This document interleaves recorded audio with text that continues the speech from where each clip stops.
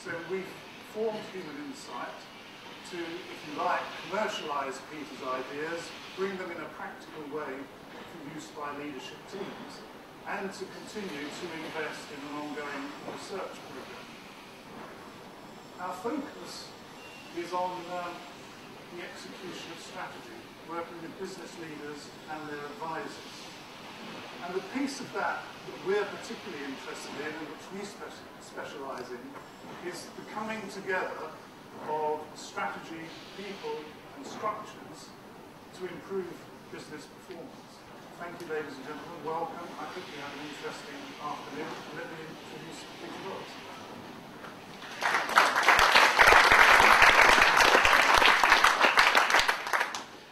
Okay, thanks, Rick, for your introduction. And I was very, very happy that we are all together in this journey. And I'm going to tell about the ActCube, a way of looking at organizations, which the shape is familiar for those who know the ActCube. I started to develop this tool, this approach, this ActCube, some 6-7 years ago, after we saw that the ActCube as a tool and the concepts were definitely proven. I'm a complexity thinker. I love ecology. I love the emergent property of healthy systems or anything like that. But in the depth of living complex systems, there is most often simplicity. And so this what we saw in the ActCube, it's possible somehow to visualize this health of a living system, like an organization, in a fundamental and still easy way. It's a bit like using the emergent property. If I ask you, all of you now, to look a moment around and watch the others in the room and ask yourself the question, are these healthy people? Look around. You probably say, yeah, you don't have an NMR, but you probably see everybody is healthy. You have sort of the immediate, oh yeah, probably is. What you see, what do you see? You pick up in the start, you pick up the emergent property of the whole. You probably process some 15, 20, 30 data as a bouquet of flowers. It's okay. And that sense of quickness, if you look to a living system, that's sort of what I try to find in developing the ActCube. I am a strong believer that if you want to make things simple, you should go to very fundamental research, because there you find simplicity at the end.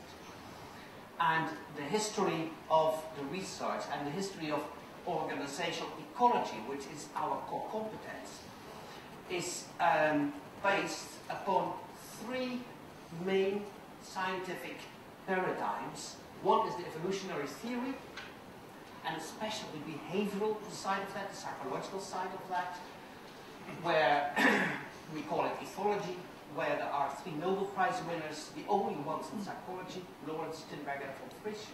Then about cybernetics, the way you steer animals, machines, and the like, and complexity theory. Those 3 paradigms together define ecology. And as a passion for the last 30 years, I'm sort of competent in all 3, and I have a network of people challenging me all the time on that. That's what we call ecology. If we added the things we can learn from psychology, if we add to that, we come to organizational ecology. Although Freud rejected completely evolutionary theory, and I think modern theory is suffering badly from that mistake, there is quite a few nuggets from classical psychology brought in there. It will go through the presentation of me and the discussions later, just because I assume most people are familiar with the growth curve, is the S-curve. It is I think it's for all a reminder, just to go in a minute over this. It is the basic shape for everything that grows, that gets born, growing, yields something, and if you don't do anything, will pass away again. And it's like the farmer, winter, spring, summer, fall, and the paradox is, of course, that in the fall you get your harvest. And that's why you need to start on getting a new curve. For management purposes, that is symbolized in a few stages, and we use the stages later when we look to the ActiCube. That if you look more practical in management, you know, in the beginning you have to invent something, to upscale, to make it work, to do operations, and of course, all the time, on time, on a creative way, destruct the old one, stretch it as long as you can make profit from it, but destruct it, and then start a new one.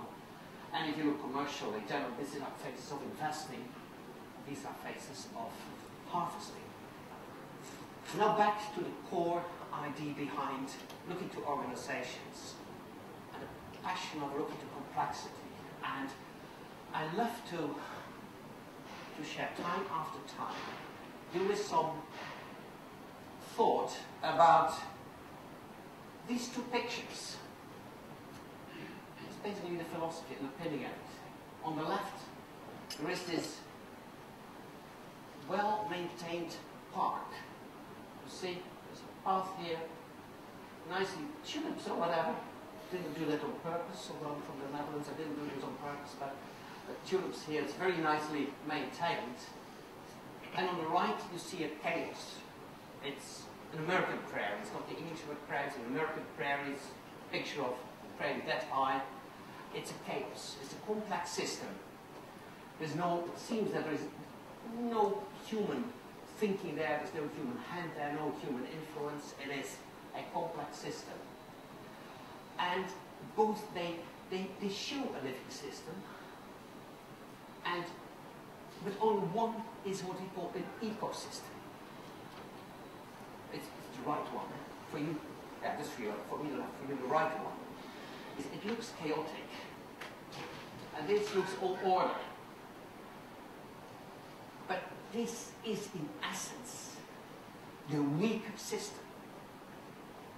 You need, on the park side of this, you need a garden every week at least to put energy in that and maintain it. Otherwise, what happens? It will become, at the end, a mess, a chaos, and wait a few years and you have another ecosystem.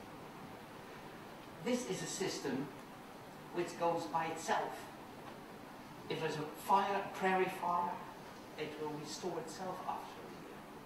This prairie, this picture is very well researched. This is a picture from the surroundings of Chicago and Fermilab. They did a lot of research on it. They tried, for example, to throw buckets and buckets of seeds from other continents on it. None of those seeds ever happened to grow in this prairie. All these plants, these rodents, these insects there, they are in a sort of intertwined natural system that is much stronger and self-sufficient than each of them apart. Here they're all apart, very lonesome and depressed flowers here. Here there is this constant interaction, sometimes a struggle, sometimes fine, but at the end it's stronger than each part, and that's a key of the ecosystem. I ask you to look to the health of everybody around you. I mean, a body is an ecosystem. It's built up of parts, it's dynamic, and it's more than each of the parts. How does this relate to us? You know, we are educated here in a way that we are taught and easily thinking in terms of parks, well-organized places where we have our rational thinking in, the rest is also rational, but trying to organize things following some pattern we have, cause effect, we want to do, we want to influence, and we want to predict it. And a little bit the mental map we've taught, even I myself and many of us, in high schools, on low schools, in universities, in science, is that, and business schools not to forget, is that we live in a world where we can predict a lot, control a lot, and that's our obligation to control a lot. And the rest, which we can't control, is luck. Good luck, bad luck, but it's luck. And what we try is get this up, become more and more in control. A lot around us is an ecosystem. It's too complex to organize. Has its own laws, its own rules. It's like that prairie. It's like that ecosystem. The bad thing might be that we can't control it. But the good thing is, we can influence it. We can definitely influence it. And in that influencing, we need to sort of fall a little bit in love with being always a little bit comfortably out of control, and practical in a balance between out of control and a little bit in control. That's, I've here taken a picture of a rainforest, that's another ecosystem, but the thing is, we understand this ecosystem and we don't try to fight them, but recognize them in the organizations. They can do a lot of work for us, and with little movements, we can quite